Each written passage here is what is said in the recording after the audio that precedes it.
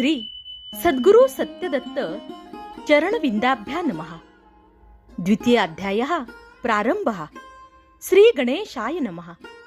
सूत म्हणाले, परमेश्वर श्री सद्गुरु सत्यदत्तात्रयांनी कथन केलेले श्रवण करून मन संतुष्ट झालेल्या त्या शिष्याने श्री सद्गुरु सत्यदत्तात्रयास नमस्कार केला व म्हणाला, विराटापासून अश्वस्थादी स्थावरापर्यंत ईश्वराची अनेक रूपे शास्त्रामध्ये सांगितली आहेत.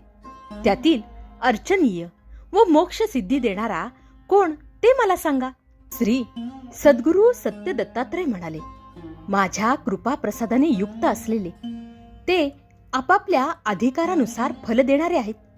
पण सर्व स्वरूप अशा माझ्या उपासनेमुळे चित्तातील काम क्रोधादी मलांचा नाश होतो.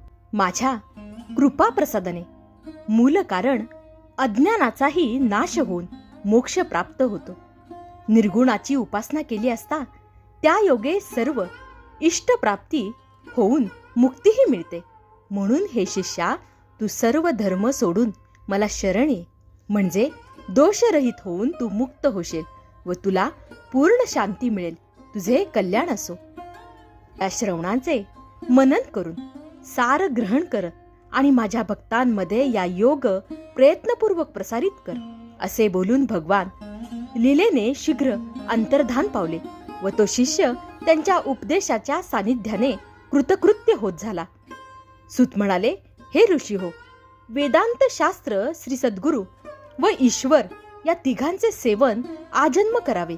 ज्ञानप्राप्तीसाठी प्रथम करावे व नंतर कृतज्ञपणाचा दोष लागू नये म्हणून करावे.